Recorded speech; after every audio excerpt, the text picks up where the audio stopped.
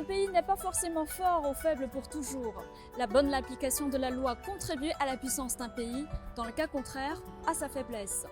Cet ancien dicton reflète la pensée sur la relation entre le droit et la gouvernance d'un pays il y a plus de 2000 ans. Le rapport du 20e Congrès national du PCC précise que la structure de la gouvernance de l'État, en vertu de la loi, a été mise en place dans son ensemble.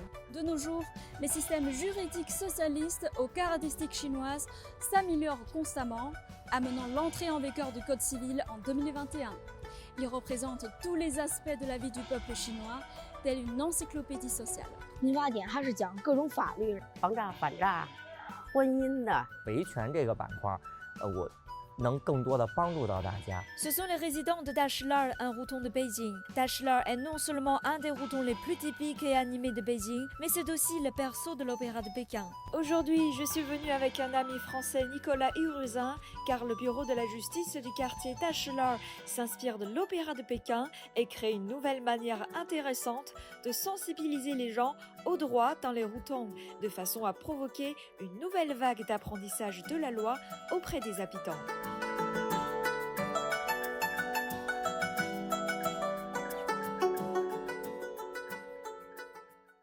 哎，你好，两位，你好，你好，欢迎两位，你好，你好，你好，里边请。今天咱们角儿都已经办起来了，来，继续。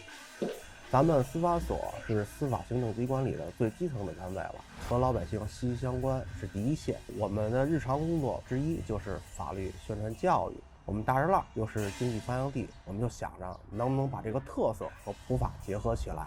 中国经济的核心意思是孝悌忠信礼义廉耻，和我们法律的核心是相符合的。赤江镇主要讲的是包拯自幼父母双亡，由嫂娘训教抚养长大。嫂娘的儿子因贪赃枉法，由包拯伸张正义秉公执法，处以极刑。自此，包拯抚养嫂娘直至100年。这个出戏的内容讲出去以后，通过在律师的讲解，老百姓呢这样的话呢也爱参加了，也爱听了，也爱学习了。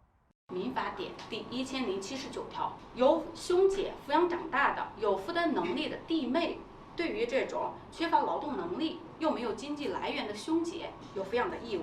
咱们当时这是怎么想到用京剧来普法的呢？我们大栅栏地区呢是老年人比较居多，大概占到28%。老年人比较关心啊，就是养老赡养方面的这些法律条文进行普法的话，如果是只是光念条文，也比较生硬哈，接受起来比较慢。根据这个我们这个地区的特点，把这个传统京剧文化跟这普法宣传呢结合在一起，让我们的普法教育更生动。这样呢，老人既看了戏、听了戏，又能学到一些这个跟自己有关系的这些法律法规。Avant de venir ici, c'est vrai que j'avais du mal à voir le rapport entre l'opéra de Pékin et le droit. Maintenant, je comprends mieux.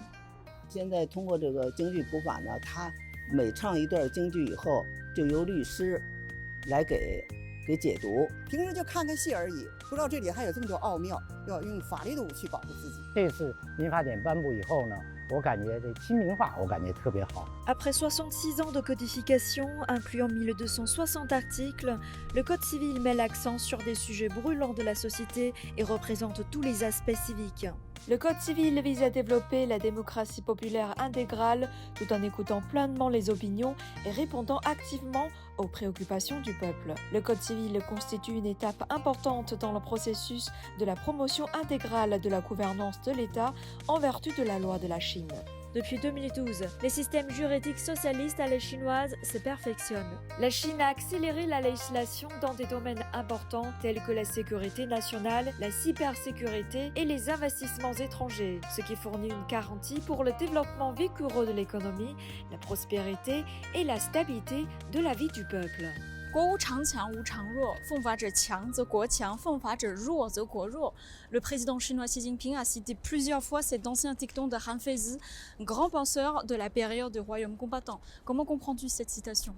Alors, ce n'est que lorsque l'état de droit règne dans un pays qu'il peut être sécurisé et prospère.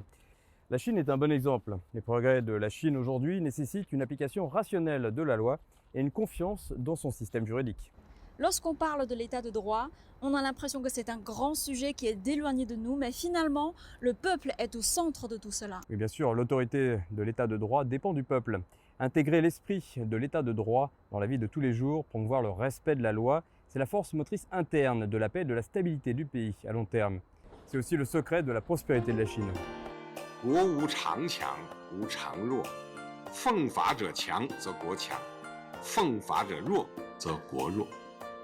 经过长期努力，中国特色社会主义法律体系已经形成，我们国家和社会生活各方面总体上实现了有法可依，这是我们取得的重大成就，也是我们继续前进的新起点。